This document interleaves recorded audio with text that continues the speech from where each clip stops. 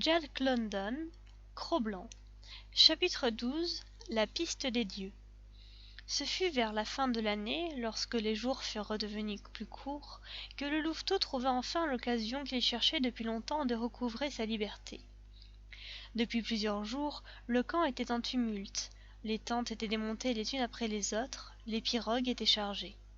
La tribu se préparait à chercher un autre terrain de chasse et à partir avec tous ses biens. Cro-Blanc surveillait ce remue-ménage avec intérêt, et lorsqu'il vit les tentes abattues et pliées, il ne tarda pas à comprendre de quoi il s'agissait. Déjà, un certain nombre de canoës s'étaient éloignés du rivage, descendant le fil du fleuve, et, de propos parfaitement délibérés, le louveteau décida de rester en arrière. Il attendit que personne ne fît attention à lui, puis se glissa derrière les tentes et se cacha dans les bois. Mieux, pour dissimuler sa trace, il entra dans le fleuve où commençaient à se former des glaçons, et l'ayant remonté quelque temps à la nage, s'installa dans un fourré où il entendit les événements. Les heures passèrent, il dormit. Ce fut la voix de Castor-Gris qui le réveilla. Il dressa les oreilles en entendant son nom, écouta la voix de l'Indien à laquelle se mêlait celle de Mit-Sa, son fils, et de Clou-Couche, sa femme, qui le cherchait aussi. Cro-Blanc tremblait de peur de ce qu'il faisait. Il fut sur le point de se lever et de bondir à l'appel des dieux. Finalement, il se retint. Puis les voix se lassèrent et se turent. Après plusieurs heures d'attente, rassuré par le silence, il se hasarda à se glisser hors de son abri. Il n'y avait plus personne. Les Indiens étaient partis. Il se mit alors à gambader et à se réjouir de sa liberté retrouvée. Il folâtra, ainsi, jusqu'au soir. Quand la nuit tomba, Cro-Blanc prit tout à coup conscience de sa solitude. Il s'assit alors sur son derrière et se prit à méditer. La forêt hostile et sombre l'environnait de toutes parts. Derrière chacun des énormes troncs d'arbres sombres se cachait on ne savait quel péril. Ce n'était pas que Cro-Blanc eût peur, loin de là. Il connaissait mieux le wild que quiconque. Mais subitement, la chaleur du feu lui manquait, ainsi que les poissons et la viande distribués par les hommes, et même les cris des femmes furieuses et les abois des chiens ses ennemis. Il faisait froid, l'humidité du sol lui glaçait les pattes. Les joyeuses rumeurs du camp, la lueur mouvante des brasiers, l'ombre énorme et tiède des tentes et la bonne odeur des viandes cuites lui revenaient subitement pêle-mêle. Autour de lui, tout n'était que froid, humidité et silence. L'obscurité gagnait. La servitude l'avait amolli. Il frissonna. Quelque chose de sombre, d'énorme et de menaçant se dessinait sur le sol. Puis il vit que ce n'était que l'ombre d'un arbre dessiné en noir sur le sol par la lune subitement dégagée d'un nuage. Il jeta un gémissement sourd, puis se tut. Gémir, c'était signaler sa présence aux périls inconnus du wild qui l'entourait. Un chêne, contracté par le froid de la nuit, rendit un craquement sourd.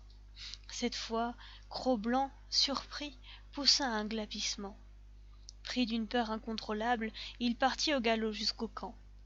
Un invincible besoin de protection le tenaillait, un besoin de compagnie, de feu, de bruit. À l'emplacement du camp, le clair de lune éclairait un terrain découvert où subsistait l'odeur des cendres froides, du poisson sec et des hommes. Il erra parmi les tas d'immondices, les décombres et les détritus laissés par les dieux et leurs chiens. Il eût aimé les cailloux lancés par une femme ou par des enfants, une taloche reçue par la lourde main de Castor-Gris irrité, et même un combat contre Lip-Lip. Mais il était trop tard. Il n'y avait plus personne. Il arriva ainsi à la place qu'avait occupée la tente de Castor-Gris, de Clou-Couche et de Mit-Sa. Et là, assis sur le foyer éteint, il ouvrit largement la gueule et subitement, le nez pointé vers la lune, il laissa échapper toutes ses misères, tous ses chagrins, ses regrets d'avoir abandonné la rude protection des dieux et son appréhension des dangers à venir. Et pour la première fois de sa vie, le long et funèbre hurlement du loup sortit de son gosier. L'aube dissipa une partie de ses craintes. En revanche, le spectacle désolé de l'emplacement du camp accrut son sentiment d'abandon. Brusquement, il fit demi-tour et s'en alla vers le fleuve qui charriait ses premiers glaçons. Quelques minutes plus tard, Cro-Blanc galopait en silence en suivant la rive droite du grand fleuve Mackenzie. Toute la journée, il galopa sans s'arrêter un instant. Son organisme de fer semblait ignorer la fatigue et être fait pour courir toujours. Si le fleuve se resserrait entre des falaises, il escaladait les falaises et redescendait de l'autre côté. Si des affluents du fleuve lui barraient le chemin, il les traversait à la nage. Souvent, il gagnait au plus près en galopant sur la glace en formation près du bord, insensible au froid, insensible à la fatigue, insensible à la faim. Plusieurs fois, il passa au travers de la jeune glace et manqua de se noyer. Il s'ébrouait et repartait. Seule l'endurance héritée de générations de loups sauvages pouvait permettre cet effort sans fin sur la piste des dieux. Sa seule crainte était qu'ils n'eussent quitté la rive pour s'enfoncer dans l'intérieur des terres. Cro-Blanc était certes plus intelligent que la moyenne des chiens. Pourtant, il ne lui vint pas un instant à l'esprit que Castor-Gris pouvait aussi bien avoir débarqué sur l'autre rive du fleuve. Plus tard, quand il eut davantage voyagé à travers le nord, qu'il eut acquis plus d'expérience et qu'il eut vu davantage de fleuves et de pistes, il n'eut pas manqué d'y penser et de s'en inquiéter. Mais à ce moment-là, il ne fit entrer en ligne de compte que l'éventualité d'une route dans la forêt à partir de la seule rive du Mackenzie où il galopait.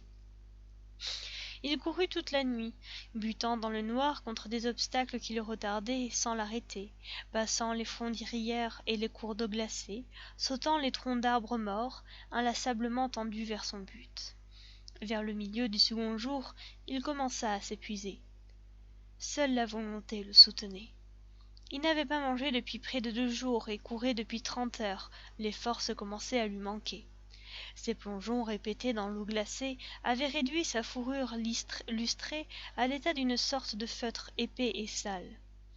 Les larges coussinets élastiques de ses pieds étaient meurtris, échauffés, et commençaient à saigner. Il se mit à boiter, et cette boiterie augmenta d'heure en heure. Enfin, pour comble de la malchance, la neige se mit à tomber, silencieuse et cinglante, glissante sous le pas et cachant l'horizon. Sa marche en fut encore retardée.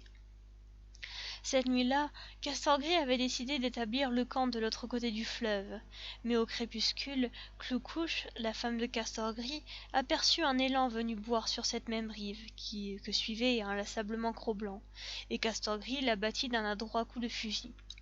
Si Mitsa n'avait pas gouverné près de terre en raison de la neige, et si Clou-Couche n'avait pas aperçu l'élan, si l'élan n'était pas venu boire, le louveteau aurait dépassé le campement de Castor-Gris.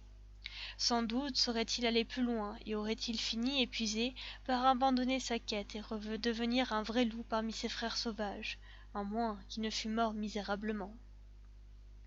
La nuit était rapidement tombée.